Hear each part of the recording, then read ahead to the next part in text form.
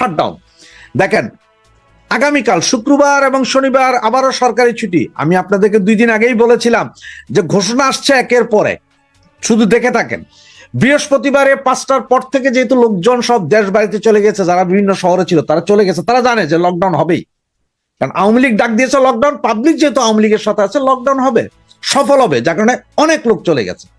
যারা যাননি তারা এখন চলে যান, এই ভিডিওগুলো শোনার পরে এখন আজকে রাতের থেকে চলে যান।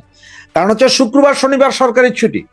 এই 2 দিন সারা দেশের বিভিন্ন আনাচে কানাচে আওয়ামী লীগ, যুবলীগ, ছাত্রলীগ, মহিলা লীগ, শ্রমিক লীগ যা আছেন, আপনারা প্রতিবাদ কর্মসূচি পালন করেন, দেশের আপামর জনগণকে নিয়ে প্রতিবাদ কর্মসূচি পালন করেন।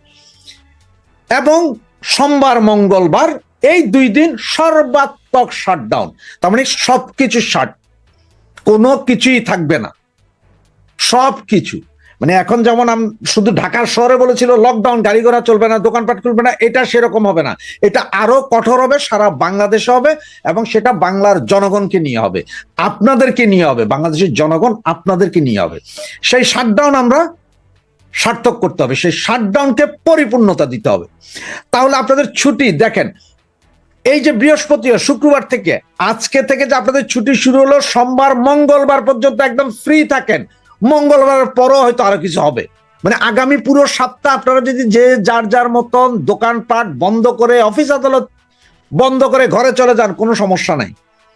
আর আমি আমার ছাত্রলীগ, যুবলীগ, শ্রমিক লীগ সহ আওয়ামী পরিবারের ভাই বোনদের কাছে অনুরোধ জানাবো, ঠিক গত 3 দিন যেভাবে ছিলেন আপনারা, গত 3 দিন যেভাবে আপনারা প্রতিবাদ করেছেন, সেম প্রতিবাদ করুন।